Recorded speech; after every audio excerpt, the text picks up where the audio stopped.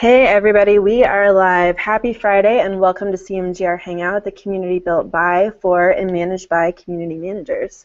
Today is July 1st and we're back after a month of enjoying summer, shall we say. And happy to have Alan and Chris with us today.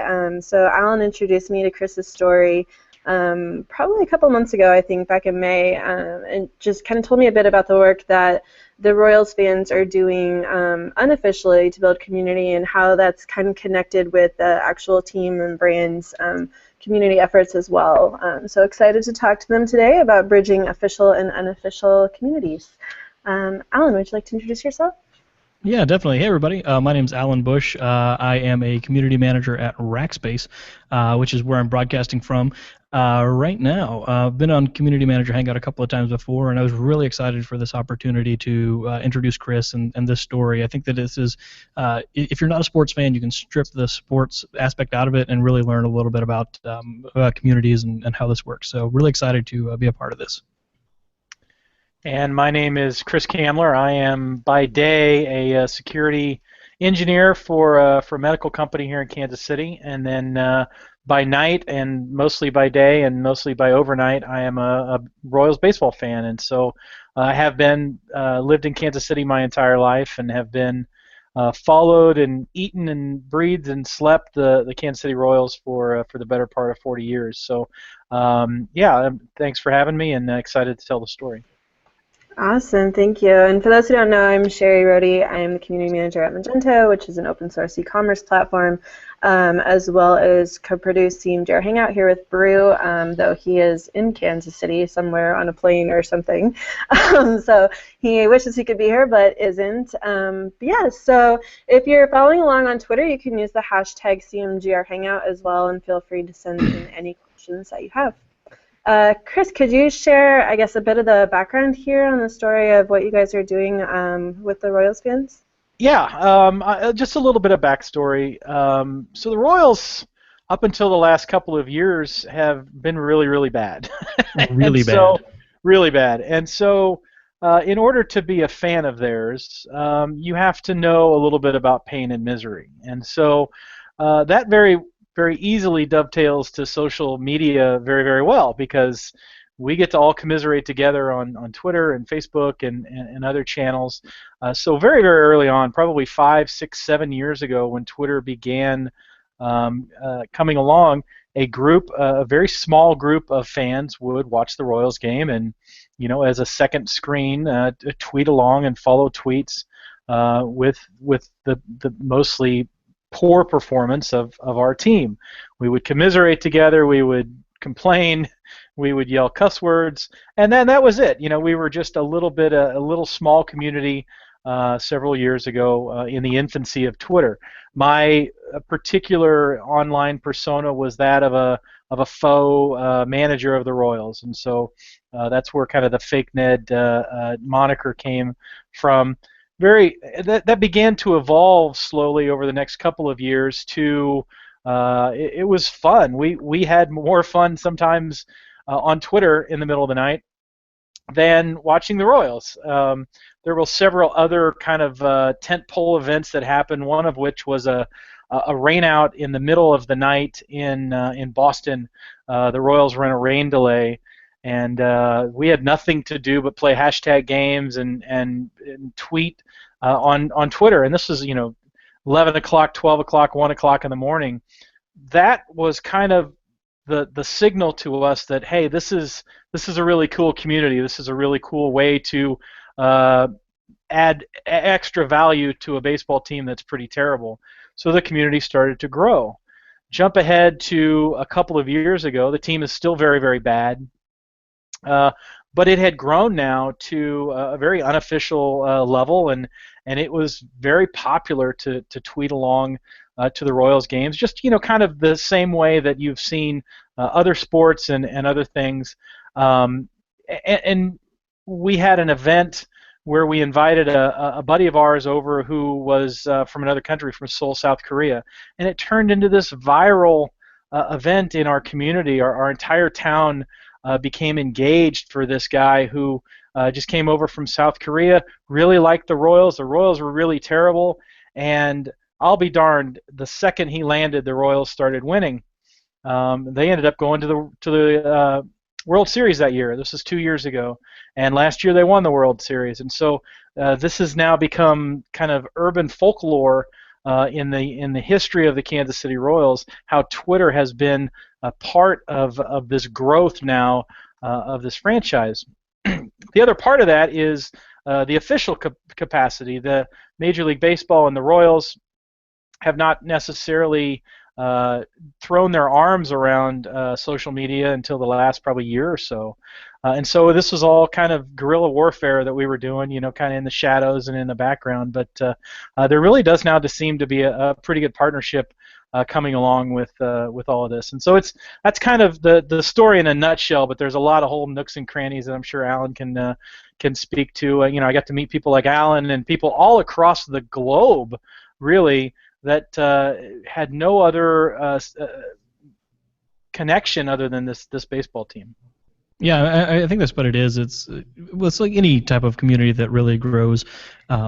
It grows locally first, right? Because I mean, it's a local baseball team, but there are people around the world who started to become Royals fans, or people from Kansas City who moved elsewhere. I mean, like I don't know how much we want to get into this story of Sung-woo, but I mean, he's from Korea. It's not like he grew up in Kansas City and moved to Korea. Like, he's from Korea and happened to be watching, was it a Jeff King? Jeff King hits a home run, and one of like 5 that he hit in his career, and he sees one of them, and he's a Royals fan for life. And just amazing the way that we can use community to meet new people and to expand and share and grow the community. It worked out really, really well. Yeah, and you talk about the scalability, Alan. He had been a Royals fan for 20 years. He originally started to watch Royals games or Major League Baseball games to learn English as a middle schooler. And so back then, you had the internet, you had message boards, and you had chat boards, and he was very instrumental in those. But you only had 50 people in the chat board, or you only had 100 people in this other, on this BBS that he would dial into. And then blogs came around. Now Twitter has allowed it to scale to such a massive scope that now you have this gigantic community. And it's been very, very it really has been tangible in the way that it's turned into something actually real. Yeah, absolutely, and it's and you mentioned it earlier too. That second screen, that real-time aspect of it, I think was really beneficial to that. I mean, I think that in the tech world, kind of where I live in the daytime, right? That's we see that at conferences, right? We see a lot of Twitter activity around conferences, right? The hashtag for the conference. Most conferences will put it on the slide deck that the speaker is using, or you'll see it everywhere along the conference itself, and people put that there so that you can expand that and scale it out.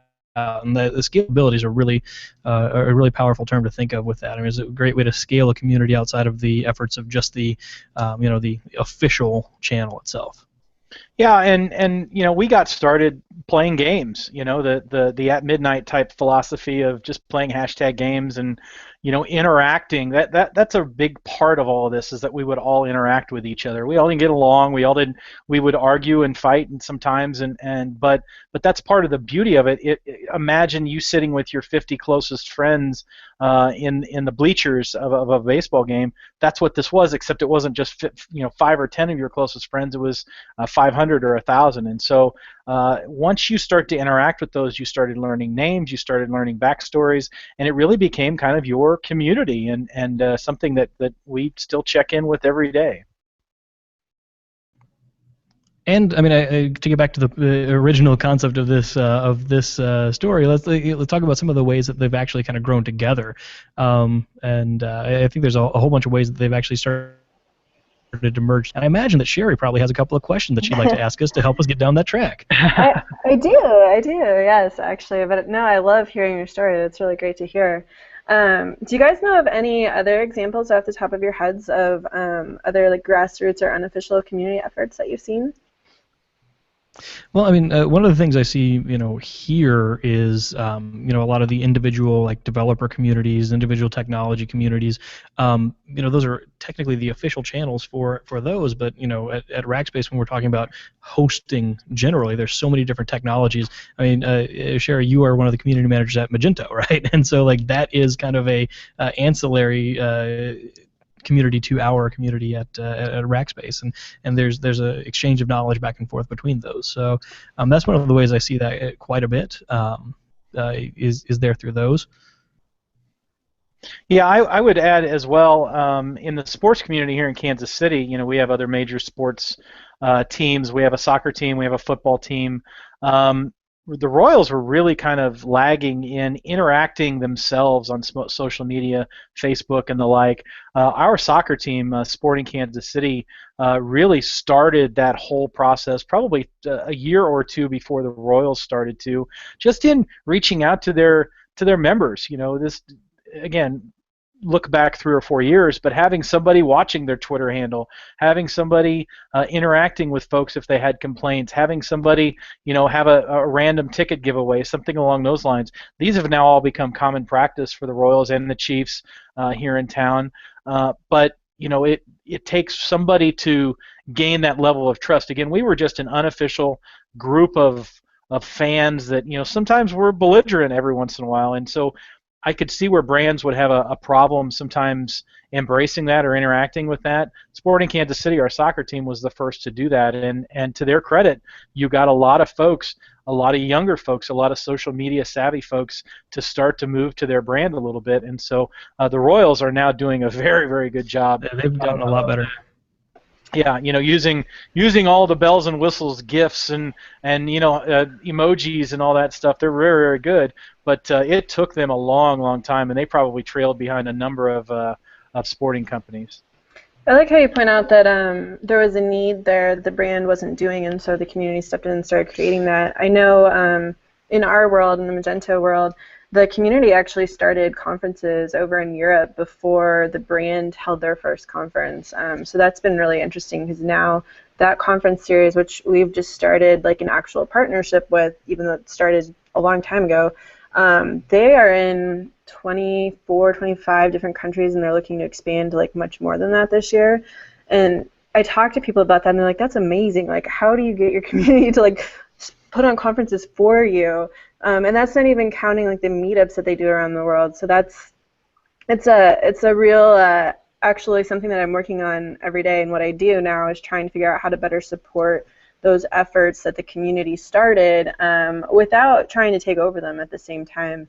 Carrie Jones from CMX was just interviewed in a Medium article with someone, I can't remember who interviewed her, and one of the things that she mentioned in there is how you need to let go and not try to control it. And I know the Community Roundtable talks about the same thing. They had a shirt a couple of years ago that was like, control is for amateurs. Because people think community management is about controlling the community, and it's not. You have to be able to let go, even if they are belligerent, as you said, Chris, which happens in every community. And you can also talk away from just the comments and stuff. Let's talk about merchandising and retail. So that's an area in which the Royals used to be very, very controlling about it. Once the social media aspect, there are T-shirt companies in town that make a living off of just making T-shirts out of hashtags that we create during the Royals games. The Royals hate that; they can't stand it. Major League Baseball doesn't stand it. But at the end of the day, I don't think it's really cutting into their profits. There are plenty of Royals T-shirts around town when you walk around, especially since we won the World Series last year. And so, just giving up a little bit of control. I know that you guys were sending out an email thread about IKEA and how controlling sometimes they like to be with their product and their brand. But if you just let the community or let your group of fans mold that just a little bit, it's gonna end up a lot better than you ever think it will. I think. Yeah, it's like super important to listen to them too, right? Because like those are people who are interacting with your brand on the front lines all the time, and they have some really valuable insights that you are probably not aware of within your four walls if you're too busy trying to control and you're not listening. Or you're blinded to, and that kind of goes back to the, mentioned earlier how, there was some dissatisfaction with the state of the ball club, and we see that in all the different communities that we manage, and it is those people. It's pretty easy to try to ignore them, right, and ignore them or say that they are being detrimental to the community, right? But those are actually the people that are most invested and most concerned a lot of the time. I mean, there's some outliers, of course, but I think that those are oftentimes the people that are so excited about the community and want it to be good and to succeed. And so you can get a lot of good information just from listening to those specific people. And I'm not mentioning just because I know he's watching, but Mark from our city, from Kansas City, Missouri's social media platform is a really good example of how maybe in the last year, a city has been very, very, our city traditionally, I've grown up here, hasn't necessarily been the most customer service focused group in the world. And so just in the last a couple of years, we have a mayor that's extremely social media savvy, and he's hired a lot of good folks in their social media department, and they reach out, they get, and what you do is you start to turn the reactive now into more proactive. They just launched a streetcar initiative a couple of months ago that had lines around the block for, if you just were to turn it on 10 years ago, nobody would have shown up. And it was because that grassroots stuff that the city does, also probably modeled off of what the Royals and some of our community efforts have done. They've done a really good job of turning that into a more proactive, a more positive thing, and I think that trickles down into the community as well. Hi, Mark. Yes, I saw Mark on the hashtag, so I know he's listening. He's been quoting you. I think we basically accidentally stumbled into question 2 here, which is what are the advantages of unofficial fan-created communities versus the official branded communities? We're talking about like being on the front lines and knowing that and having the freedom without being tied down by corporate whatever. Are there any other advantages that you guys can think of that come from the unofficial community that maybe couldn't be started by the brand as easily? I think you mentioned one of them earlier, which was that kind of local control of things. The Magento communities outside of the United States, out in Europe, that kind of set up their own conferences, right? Because the community or the brand community wasn't able to be there right from the beginning. So that's one of the advantages. I think there's also you can be a bit closer to authentic when you are representing a fan community or something. It's really of the people and not necessarily if the brand's message is missing. I think that the unofficial community can kind of help to clarify that and to kind of figure out what is working and what isn't working. Yeah, and I would say another positive is that you get a more truer voice from your fans and from your community. What I failed to mention several years ago that I was part of the kind of the podcast community for the Royals and helped produce a podcast. At one point in time, there were like 5 different Royals podcasts, all kind of growing up. Now I think there's 2 or 3, and they're still very, very robust. They're still very, very good, and completely grassroots. Get no help from the Royals whatsoever. But you get that sense of a fan. You get that kind of true grit sports talk that you get from Royals. Now the quality is probably a little bit less than maybe what you're going to find on a sports talk station. However, it's very focused on the one topic that you want, and it has the freedom to say, hey, this is a dumb idea or this is a really good idea, and where you're not going to get that maybe in a news outlet that has a business relationship with the Royals. So you get a lot more earthy commentary from that.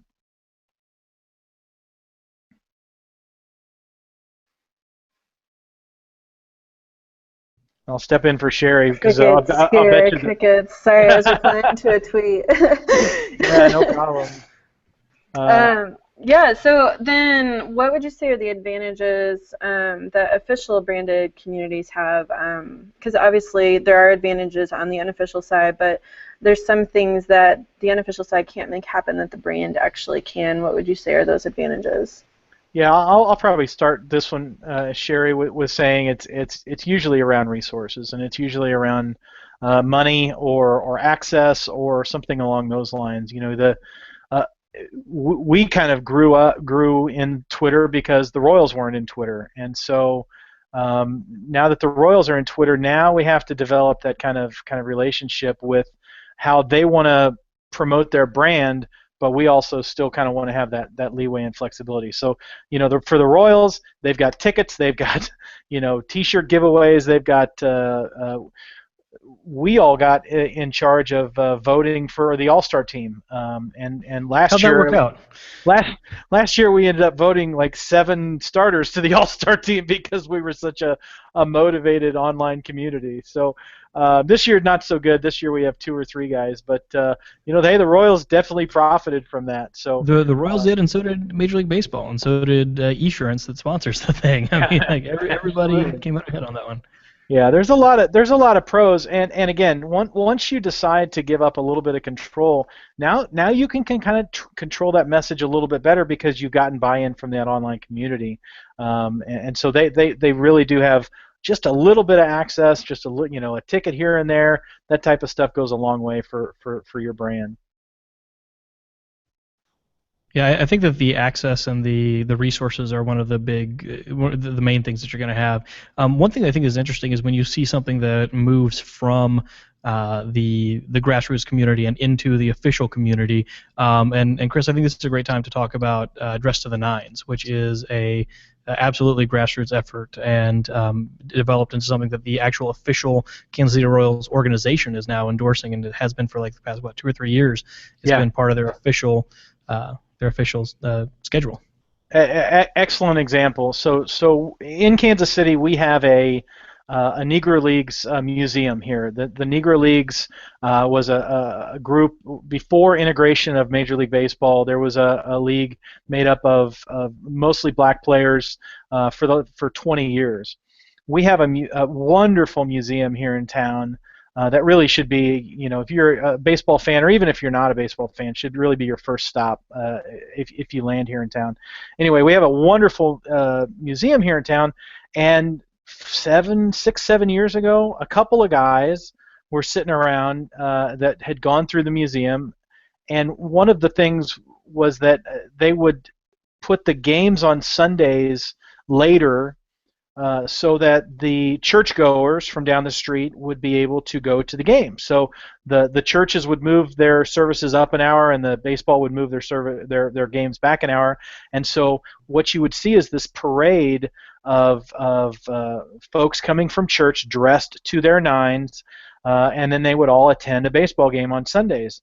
In that spirit, a couple of fans decided, hey, you know what, we're going to wear a 3-piece suit to the game. So they did that one year, took a picture. The next year, they've started interacting with Royals Twitter a little bit, and next year there were maybe 100 people that showed up dressed in suits with the hashtag Dress to the Nines. The third year, it was thousands of people that had done it, and it's still very unofficial.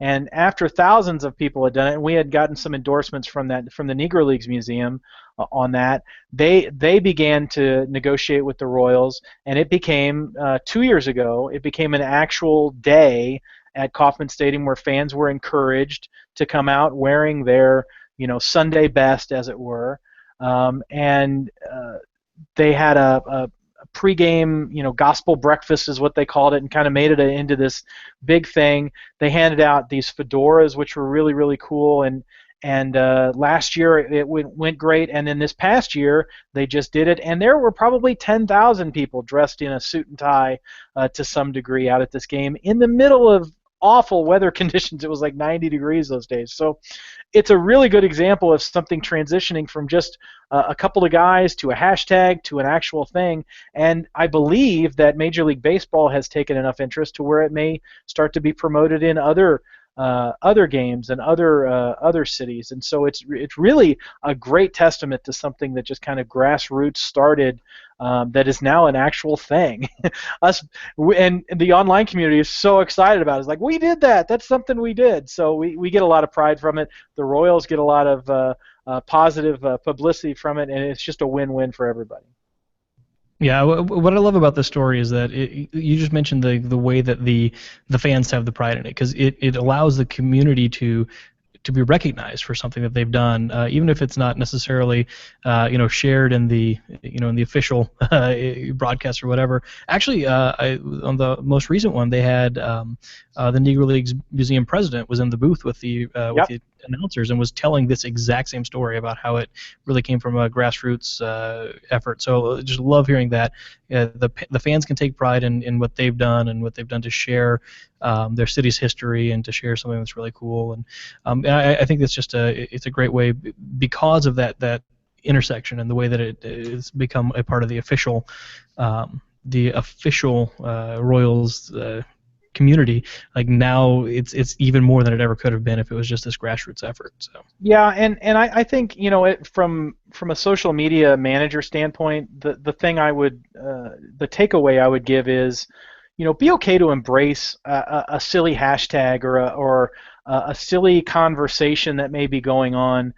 People really like it when when you interact with them as a brand, and so it goes a long way. Obviously, this is a larger example, but just that one-on-one interaction, or hey, we get it, we see you guys, this is kind of cool.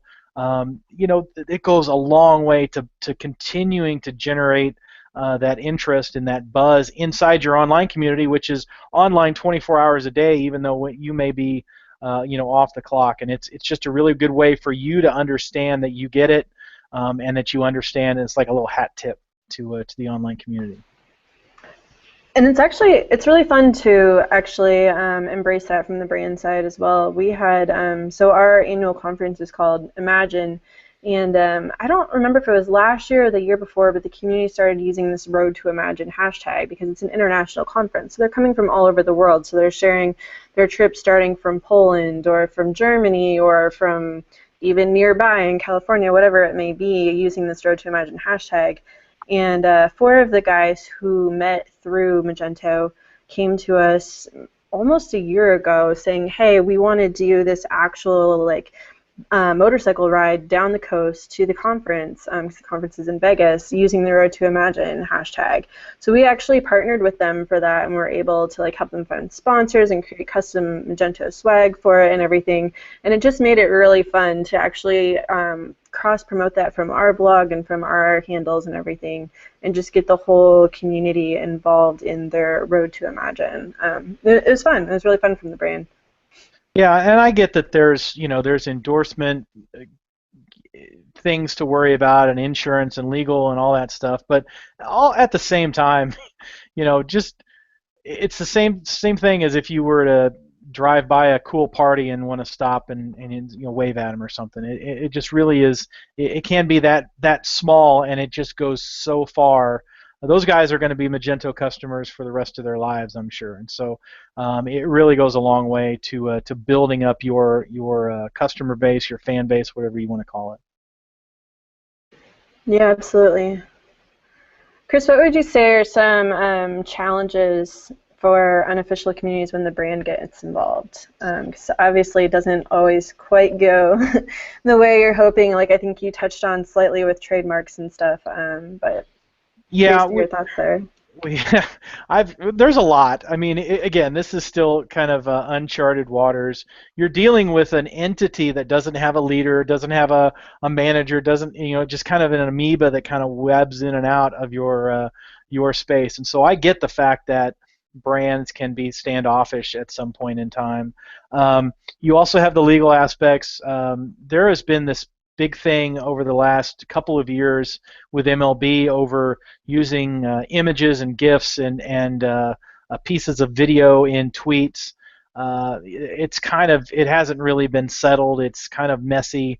MLB had come in and taken down several Twitter accounts at one point in time, which is really a bad hammer to throw. I bet you if MLB would have offered those guys a couple of tickets to the Royals game and said, hey, can you chill out a little bit on posting, this intellectual property, they probably would have been cool with it. And then the fact that you don't you no longer have 100% control of your message, and so that message can sometimes go south, and it sometimes can go in a direction that you don't want it to, and you don't really have any recourse because you don't have somebody in this community to blame or to work with. So I get that there are still things to be hashed out, but still I think the positives are still significant enough to outweigh those negatives. Yeah, I'd agree with that. I think that a lot of those times it's going to be you're stepping on toes, or example of MLB kind of putting the ban hammer on people that were using GIFs and things like that. I think that just the ability to grab a GIF from a Vine, I think, was some of the big ones. To grab that image quickly and get it out faster than they can through their official channels. I think like that technology had advanced at such a rapid pace that the users, which are so much more diverse than MLB itself, they were they were able to adapt faster and build the technology around it. So that was just a matter of catching up. Like MLB's doing a lot better this year of sharing GIFs, and they have an MLB GIFs Twitter account, right? It's their official account that just sends out funny GIFs sometimes and great plays and things like that. And sometimes they're good, sometimes they need a little help, but yeah. And I'll say this. So the whole idea of banning GIFs and Vines that were not approved by Major League Baseball. The idea behind it is, well, gosh, people are just going to watch Twitter and not watch our Royals games. Well, to their credit, the Royals have the single largest fan following on broadcast ratings for the last 2 years in all of competitive sports. It was an all-time high. And 121 out of their 149 local broadcasts were the highest rated broadcasts for that network last year. And so you're not doing anything but sending out more invites to the party by allowing some of that opportunity to go out there. You are giving up a little bit of control, but man, you're inviting people to the hottest party in town because we have fun in Royals Twitter. We have fun when we're winning. Now we had a lot of fun when we were losing too, but we have a lot more fun too when we're winning. I really like that idea of inviting more people to the party. I mean, especially on we see Twitter used as a second screen for so many different things. I mean, definitely in sporting events, even award shows and really passionately followed television shows. You see that a lot. So, I think it's one of those things where you really do want to invite them to the party. And one of the ways that we're going to party is on Twitter with sharing some GIFs and things like that. That's great. That's a great way to get more people involved. And then I think that you can kind of also take this other track that MLB did as well, where they started releasing their own official GIFs. And so, hey, let's not necessarily let's provide people with an approved alternative as opposed to just having them go out and try to do their own thing. And there's going to be a little bit of trial and error before you finally figure out what's the right combination there. But yeah, I like that sentiment. Let's invite more people to our party. I think you touched on something interesting there too when you mentioned when the brand starts taking over the initiative. Like it's a fine balance because you also want to make sure that the community is still able to do what they were doing with the initiative and that they're still getting the credit and that you're not just being like, oh, by the way, this is our fantastic idea that we came up with on our own and have full control over. Because I think it's really important to give that nod to those who came up with it in the first place and kind of honor that legacy. And Alan, you, as you were saying, let's invite more people to the party. Right behind you on your screen is a shot of this famous shot of last November when 800,000 people all filed downtown to go to the World Series parade. And so, what better example of inviting people to the party? And Royals Twitter took a hell of a lot of pride. Because we were kind of there when a lot of those folks weren't, and so it was really fun to see that assimilation of people all there, all wearing blue in that time, and it probably stands as one of the top 5 single greatest moments in the city's history, I would say, for sure. Yeah, I think that's a pretty accurate statement. Yeah, that was amazing. I mean, it was a long time coming. I mean, for those that aren't familiar with the overall history of the Royals, I mean, this was a team that was very good from their introduction into the league. They very quickly became one of the top teams in the league. Went to the playoffs, the World Series a couple of times. Finally won their first championship in 1985, and then did not go to the playoffs for another 30 years, 29 years, I guess. Had one winning season in there, and yeah, it was just bad. And this is a fan base that stayed with them though, and I honestly think that Twitter was a major point in that, and was really beneficial in keeping people engaged. Even when it was difficult to watch the game, it was always fun to watch your friends making ridiculous jokes and hashtag games and horrible puns at each other. And yeah, guilty. But it's that camaraderie. It's that that community, for lack of a better word, that really helped to sustain that fan base and get them to the point where now when they do win the World Series again, there's 800,000 people that pour out and say thank you. And one other thing too is the Royals players themselves and staff, and they were all wearing "Thank You Kansas City" shirts. So I mean, they came out and were thanking their fans who were linked with them. There are some players that are a little bit more active on social media that are able to give back. I think Salvador Perez is probably the most active on Instagram and a little bit on Snapchat as well. And he'll go out there and share things with the fans that they wouldn't get to see otherwise. So that's almost its own little unofficial community inside of the official umbrella. Since he's probably not supposed to show all the crazy antics in the locker room and sneaking up on Lorenzo Cain all the time and things like that. But yeah, it's just another way that they can really work together. That behind the scenes stuff is really what makes brands and teams feel real, though, and approachable, accessible.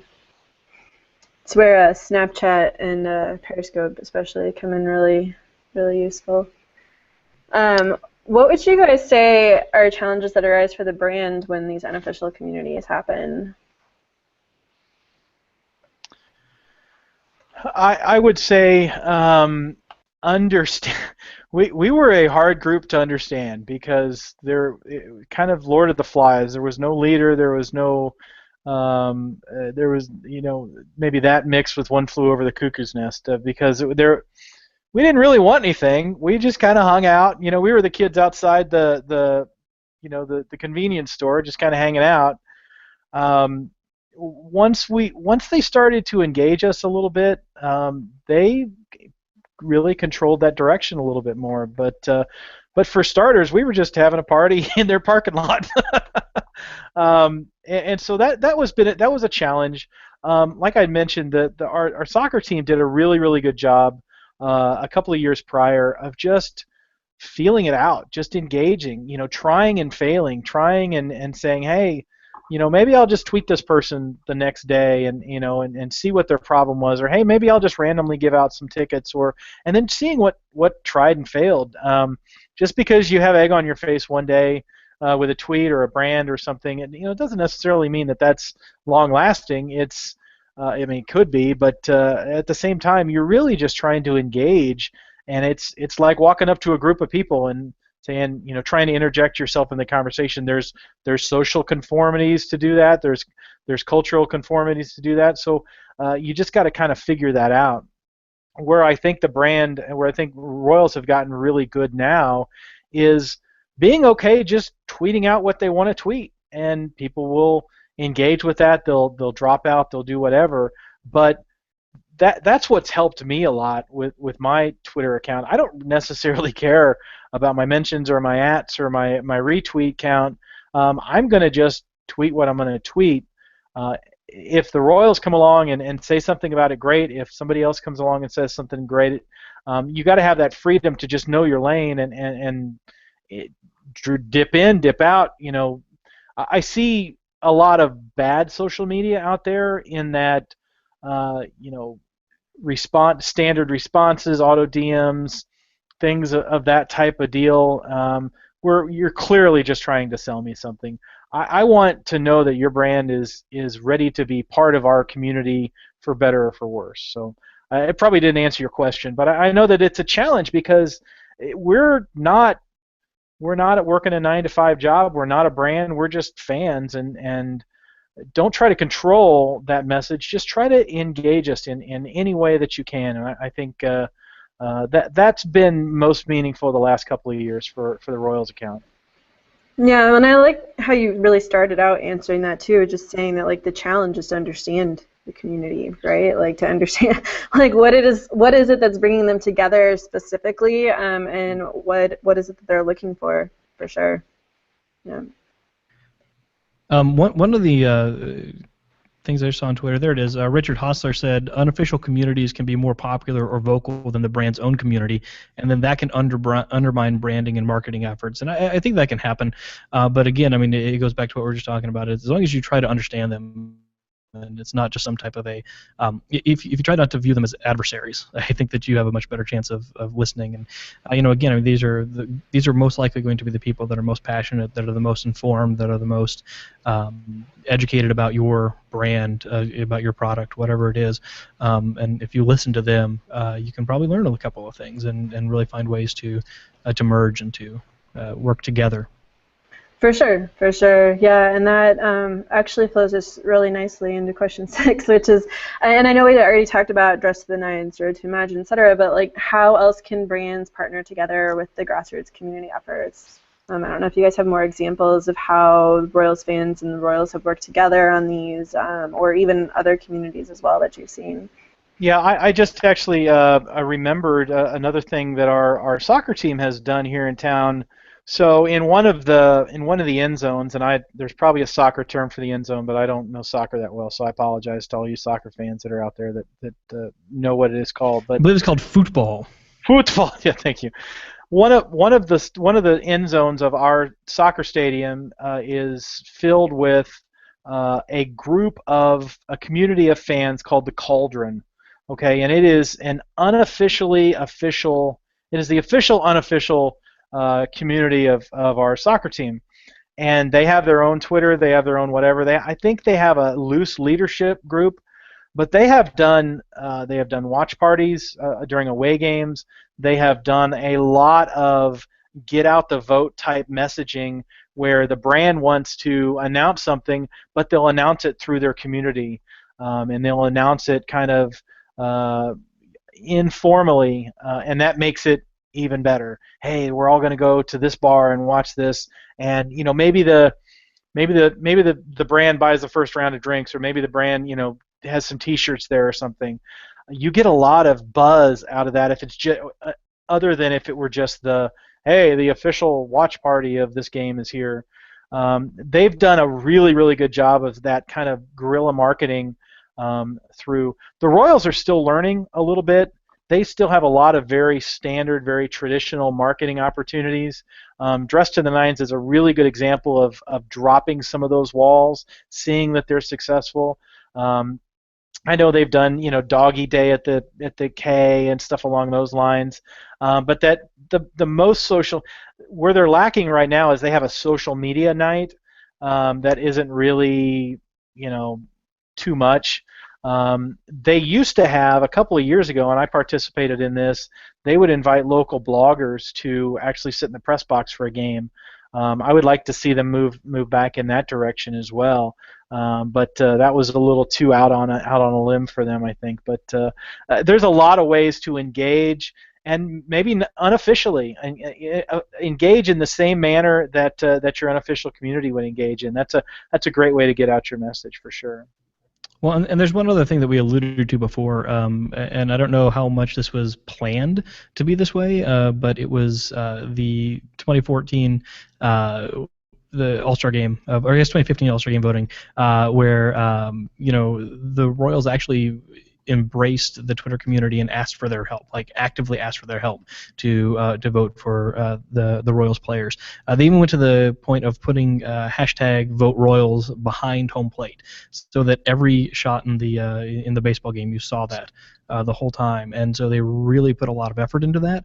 They put a lot of effort into the second chance voting at the very end of the All-Star voting period. Mike Moustakas, who had been on bereavement leave for a lot of the time and didn't get enough votes to be voted in, immediately was up against like 3 or 4 other players who were in the second chance voting, and they really pushed, especially on social media, because MLB had set up a every time hashtag was a vote moose, I think, would come through. That would be another vote that was tallied. And I set up on TweetDeck, I set up a list to just watch that hashtag, and you could not read it. It was moving by so fast.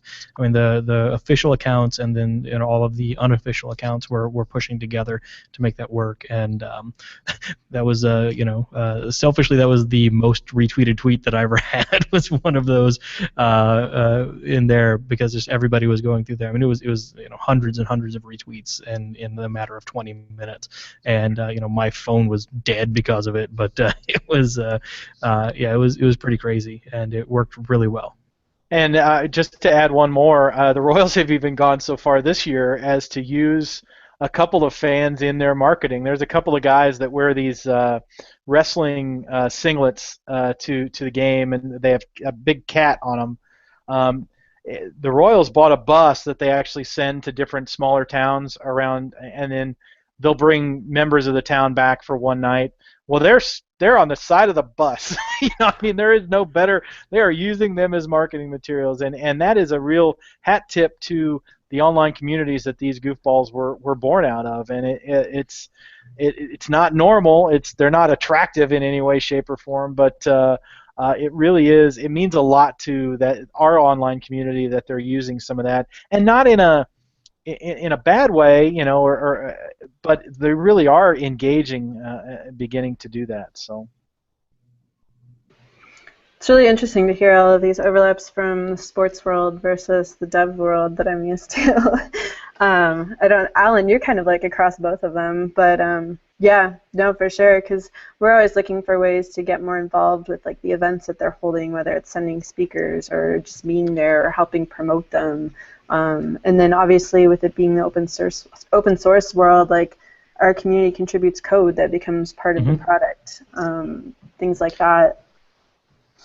Yeah, there's a lot of that, and I think the ways that the official brand can get involved is just going back to those basics of listening and understanding where your community is, what are they talking about, where are they talking about it, and why are they talking about it. Find out, and then you can go and really try to meet them where they are, and understand them. I think one of the big things that you'll see, in the tech world where the actual physical meetups happen, that's going to be at a conference a lot of times, and so you'll see, oh hey, there is this official conference, but then there's like this unofficial meetup for a subgroup of community members, and they're going to meet up there. Well, maybe there's a way that we can sponsor that, and you mentioned before, hey, we'll buy that first round of drinks or something like that.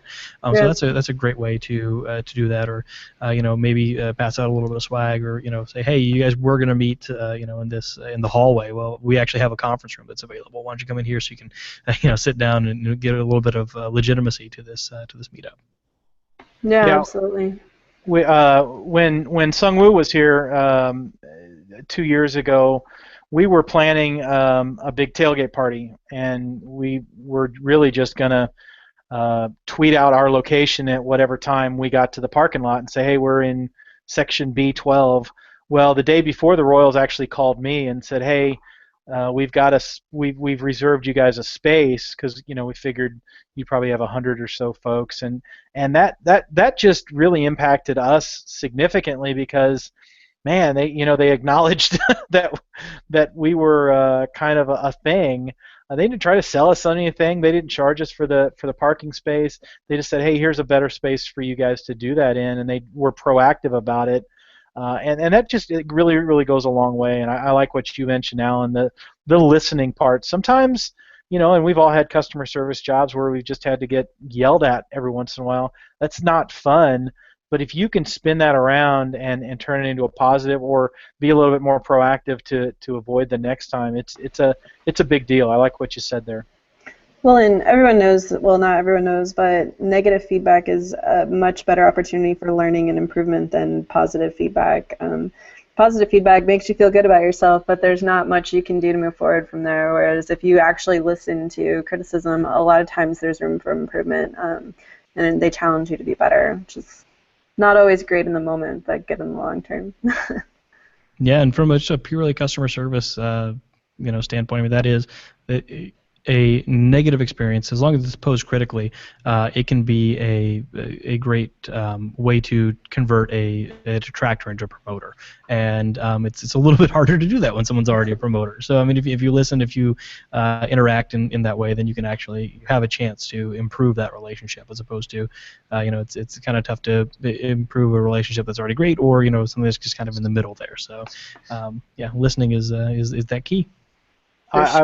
I will also mention, Alan, before we break here, that the community has a little bit of a responsibility as well, because we've seen, I intentionally try to reduce the amount of asks that I have of the brand, because I have a lot of followers and I could probably get something done on one or two occasions, but if you're always the guy handing, asking for a handout and asking for something, you need to pick your spots, and so that's where, as a community, I think you lose a little bit of that without a leader or without any sort of organization, because hell, there's 5,000 people that would all love a T-shirt and they'd all love a baseball signed by Salvador Perez, but you really just got to kind of understand that it's where your place is, and only ask if you absolutely need it. Yeah, no, that's a good point for sure. I want to bring in too. We had a question from William. He's always super active on Twitter side of things. But how are you able to set community guidelines in the culture in unofficial communities? So maybe Chris, if you could speak to if there's anything that you guys do, if it's even self-moderated when people are just rude or whatever. Is there any sort of code of conduct even unofficially that you guys hold each other to? Yeah, no. Yeah. I wish there was. It's funny because we've gotten really lucky. I mean, we've been a very active Twitter community, probably going on 5+ years now, and we've had very few instances of real turmoil. And there are kind of leadership levels and whatever. We have this thing. It's very poorly defined, and it can get loud sometimes, and it can get obnoxious.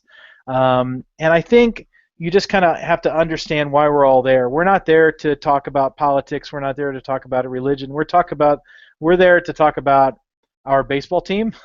And a lot of people have set up alt accounts just to have a baseball account, and then they go talk about all their other stuff on other accounts. So there's some of that. Typically, when folks ask me how I handle it, I use the mute and block buttons a lot. And at the end of the day, if somebody is 99% trash and then 1% talking about the thing that you want to talk about, I don't have time for that, because it never stops. So I use the mute button a lot, and then just try to focus on the true conversations that you really want to engage in, and that tends to, if there's 20 people talking about a more positive topic and there's 3 people talking about some trash, that, I think, just by engaging in that larger topic, you'll set that tone a little bit, but it does get in the ditch quite often. Well, and I mean, I think just because of the size of say your account, some of the other people who are more active and have been for a while, because of the following, I think that you are able to kind of set that tone, and you can choose what you want to talk about, and whether you want to be negative or whether you want to be positive. I'll see people that are I'll just say recently invigorated Royals fans who haven't necessarily been following the team or following Royals Twitter, which is its own funny thing. But and you have a 162 game regular season, and there is one really bad inning, and man, you would think that people are it's their whole life is over, and it's like, okay, well, hey, all right, we'll see you tomorrow. There's another game tomorrow. There's at least 9 more innings coming tomorrow, and we'll see what's going to happen. And the vast majority of the people that I interact with in this particular unofficial community is being positive and saying, hey, there were some bad things, and I wish that they would have taken care of this situation in another way. But I mean, the vast majority of the people that I see are saying, hey, we've got several more games to go before we even have to start to worry about this stuff. And yeah, I think that's a great way to kind of make those boundaries, and I think that it's a good way to coach and to mentor the people that are newer or maybe less experienced with the group, and they can really see, hey, this is how everybody else is acting, and this is how they prefer to react to each other. So it really helps to and at the end of the day, we always have Sungwoo Lee in our Twitter community, who is the most positive person, most inspirational. That his visit a couple of years ago really was kind of a paradigm shift for a lot of us grizzled, angry, depressed Royals fans. That here's a guy that can still love his team, still look on the bright side of things, and it really did change the way I began to tweet from that point forward. I'm not going to say that it's all sunshine and bunny rabbits, but at the end of the day, if things start to get in the ditch, we've still got Sungwoo, who stays up till 3 o'clock in the morning in South Korea to watch these games on MLB.com.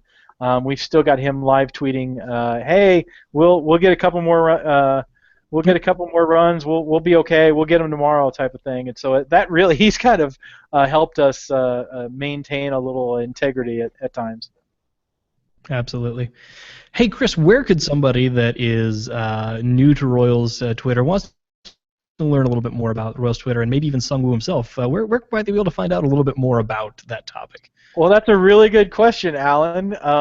I actually was so inspired by his visit last 2 years ago now, that I wrote a book about my experience with Royals Twitter, my experience with him, my experience with our community as a whole in the way that we interacted with him. It's called The Silence, the Series, and the Season of Sungwoo. It's available on Amazon or at kamlerbook.com, KAMLERBOOK.com. I'll tweet it out here in a minute at Chris Kamler. But it's a really good read, especially for this topic, because it talks about the viral nature of his arrival. We didn't know he was coming until 2 weeks before he showed up, and when he got here, there were 4 television trucks at the airport waiting to greet him, and he was treated like an ambassador that nobody. He was treated like the president and the Pope all in one. Visited our town for a week and a half, and so it's a really good tale about Twitter, tale about online communities, tale about inspiration and hope, and then tale about baseball. So it's available at Amazon or on my website, kamlerbook.com. Thanks, Alan, for letting me plug that. Well, it's a great story, and it is I would seriously encourage, and I'm not just saying this because you're on here because we root for the same team. It's a very well written book. It is a very great look at the way that an online community got together in real life and made an event of a lifetime for one super fan, and then it goes into just baseball and everything else as well. But I mean, it's a very, very solid read, and I recommend that to just about anybody out there. Awesome. Thanks, guys. This has been really fun. I'm glad you were able to make it. Absolutely. Yeah. So just to let everyone else out there know, we will be back August 5th. We're still continuing to just do the first Friday of the month for the summer, talking about mapping customer journeys. We're doing this with Frank Field, who suggested the topic, but if it's of interest to you, just let us know, and we can definitely get you on there for that. So, thanks so much, everyone. Have a good Friday. Bye, everybody. Bye.